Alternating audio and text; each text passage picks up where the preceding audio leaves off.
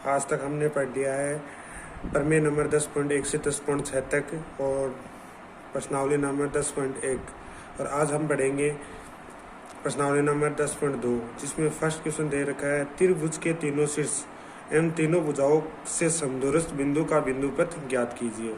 है तीनों शीर्षों से याद करना है और तीनों भुजाओं से। जो प्रमेय नंबर हमने पढ़ी थी त्रिभुज ए बी सी, त्रिभुज ए बी सी तो हमें दिया गया लिख लेते हैं।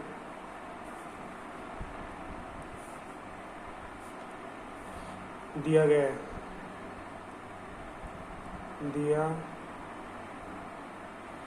गया है त्रिभुज ए बी सी में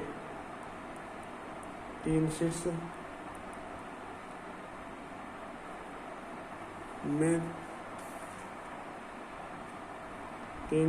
ए बी सी है, ए बी सी है, ए बी सी है और सिद्ध करना है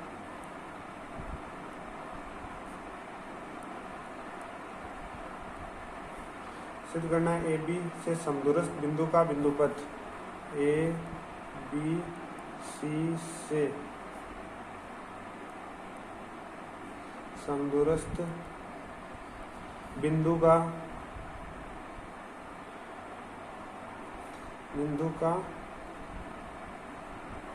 बिंदुपथ ये है हमें करना है। तो सबसे पहले क्या करते हैं कि कोण बिंदु का बिंदुपथ, तो सबसे पहले करते हैं कोण बी का समद्विभाजन, और जिसको रेखा मान लेते हैं एल। तो उत्पत्ति के अंदर करते हैं कि एल रेखा कोण बी का समद्विभाजन करती है, समद्विभाजन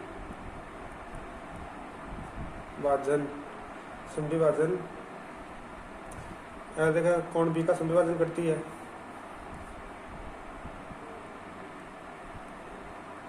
है, अतः कोण बी का बिंदुपथ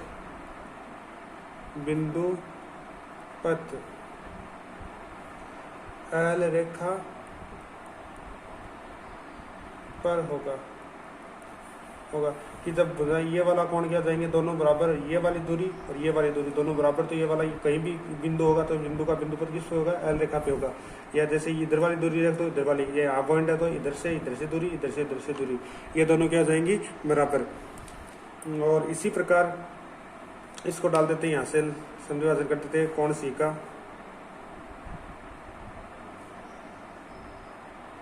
उसको मान लेते हैं एम रेखा।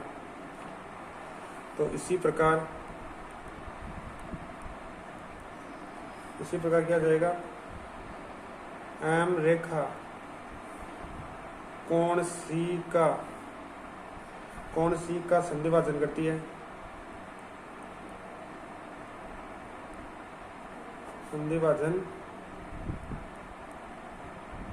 है, अतः कोण सी का बिंदुपथ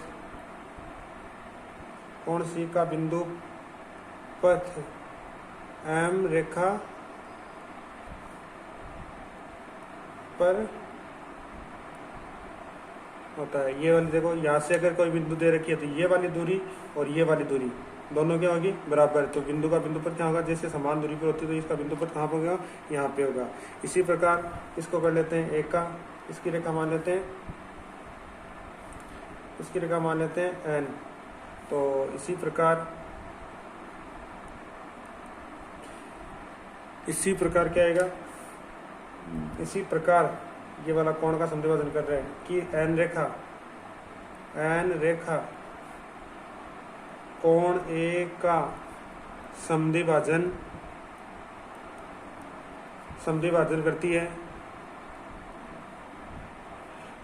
करती है, तो कोण ए का बिंदुपथ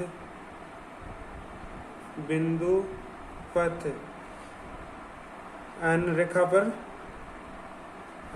पर है।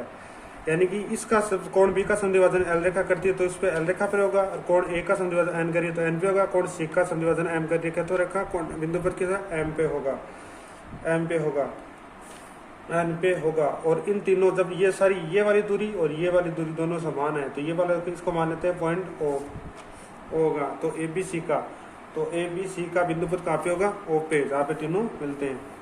अगर कोणों का संधिवादन हो रहा है तो ये किस पे मिलेगा, ये यहाँ पे कितना था, प्रमेय नंबर 10.2 थी का विलोम क्या था 10.2 का, ये दोनों 90 डिग्री का जब संधिवादन करते हैं, ये भी 90 डिग्री का, ये भी 90 डिग्री का, ये वाली दूरी बराबर है, और ये वाली दूरी बराबर है, तो ये वाली दूरी भी क्या होगी बराबर, और ये वाली दूरी भी क्या होगी बराबर। तो इसका बिंदु पद कहाँ पे होगा, ये वाला, और इसके अंदर क्या बनेगा, एक अंदर की तरफ क्या बनेगा, अंत के अंदर। और जब शीर्षों का संधिवादन करते हैं तो कितना बनता है, अंत के प्रमेय नंबर 10.3 से, और इसके अंत के अंदर बन गया। तो इससे क्या हो जाएगा कि ए बी सी, अतः ए बी व सी का बिंदु पथ ओ पर है, ऊपर है, अतः जिसे अंत केंद्र, जो क्या है अंत केंद्र है, जो क्या अंत केंद्र है। इसको वापस से देखना कि इसमें दिया गया कि हमें शीर्षों का संधिवादन कर दिया, शीर्ष बी का संधिवादन किसका कर दिया, एल रेखा से, और सी का कर दिया एम रेखा से, और इसका कर दिया एन रेखा से। तो इसका बिंदुपथ क्या होगा, इसका तो बिंदुपथ होगा एल रेखा पे, ए का संधिवादन करेंगे इसका होगा एम एन रेखा पे, और सी का बिंदुपथ होगा एम रेखा पे, बिंदुपथ एम रेखा पे होगा। अगर तीनों का बिंदुपथ यानी कि ये कितने होता है 90 डिग्री का कोण बनाता है, जब संधिवादन ये वाली दूरी बराबर, तो ये दोनों भी दूरी क्या हो जाएगी बराबर, और ये दूरी भी क्या हो जाएगी दोनों बराबर। तो इसका बिंदुपथ कहाँ पे होगा, ओ पे। तो ए बी सी का बिंदुपथ कहाँ पे आ गया, ओ पे। अतः जिसका अंत जिसको अगर कोणों का संधिवादन होता है तो क्या होता है, इसके अंत केंद्र बनता है। अब क्या, ये तो इसका फर्स्ट और इसी का सेकंड, तीनों भुजाओं से। तो त्रिभुज बनाते हैं सबसे पहले, ये एक त्रिभुज बना लिया, त्रिभुज ए बी सी। तो सबसे पहले क्या करते हैं, इस भुजा का क्या करते हैं, यहाँ से संधिभाजन, ये वाला संधिभाजन, जो रेखा मान लेते हैं एल, जिसकी रेखा मान लेते हैं एल, जो क्या करती है वो यहाँ पे 90 डिग्री का कोण बनाती है। तो पहले उत्पत्ति उत्पत्ति करते हैं यहाँ से, उत्पत्ति सेकंड नंबर की, कि बीसी भुजा एल, बीसी का भुजा बीसी का लिखते हैं, भुजा बीसी का संधिभाजन, भुजा बीसी का संधिभाजन करने पर, इसका संधिभाजन करने पर क्या होता है, बीसी का बिंदुपथ कहाँ पे होगा, एल रेखा पे करने पर। तो बीसी का बिंदुपथ एल रेखा पर होगा। इसी प्रकार इसका कर लेते हैं एससी का, यहाँ से एससी का संधिभाजन, और जिसको रेखा को मान लेते हैं एम। तो भुजा एसी का संधिभाजन, एसी का संधिभाजन करने पर, एसी का संधिभाजन करने पर क्या होता है, एसी का बिंदुपथ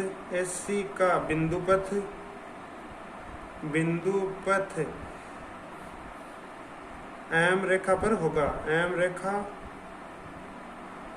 पर होगा। एसी का बिंदुपथ कितना हो गया, एम रेखा पे हो गया। और इसी प्रकार इसका कर लेते हैं, इसको मान लेते हैं एन, और तो इसे लिख देते हैं। इसी प्रकार इसका क्या हो जाएगा, एस ए बी का बिंदुपथ किस पे हो जाएगा, एम पे। तो इसी प्रकार ए बी का बिंदुपथ एन रेखा पर एन रेखा पर होगा, एन रेखा पे होगा, एन रेखा पे होगा। तो ये वाली दूरी क्या हो जाएगी, जब ये वाली 90 डिग्री का बना रही है, ये दोनों बराबर, तो ये दोनों भी क्या हो जाएगी बराबर, इसको यहाँ से और ये वाली यहाँ से। इसी प्रकार ये वाली दोनों बराबर, ये वाली दोनों बराबर। जब भुजाओं का समद्विभाजन होता है तो क्या होता है कि ये बाहर की तरफ, इसको क्या परिकेंद्र बनता है बाहर की तरफ, और ये बन गया परिकेंद्र, और इसको नाम देते हैं ओ। तो ए बी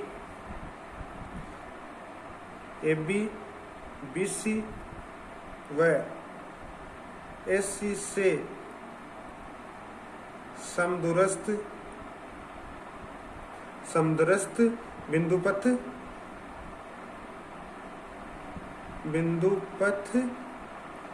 O होगा। अतः इसे क्या बोलते हैं, परिकेंद्र कहते हैं, परिकेंद्र। इसके अंदर तो क्या किया था, कोण का समद्विभाजन, इसके अंदर किया था भुजा का समद्विभाजन। अगर इसके इस भुजा का L समद्विभाजन किया और L रेखा पर बिंदुपथ बनेगा, ऐसी भुजा का समद्विभाजन करेंगे तो M बिंदु पे बनेगा, और AB का समद्विभाजन करेंगे तो N बिंदु पे बनेगा। और ये वाली दूरी दोनों क्या हो जाएगी, ये दोनों बराबर, तो ये दोनों भी क्या हो जाएगी बराबर। अगर ये दोनों बराबर है तो इस यहाँ से, जब यहाँ से इसका एक सर्कल बनाएंगे तो वो क्या कहलाएगा, परिकेंद्र, जो बाहर की तरफ बनेगा। और कोण के अंदर क्या बनेगा, अंतः केंद्र।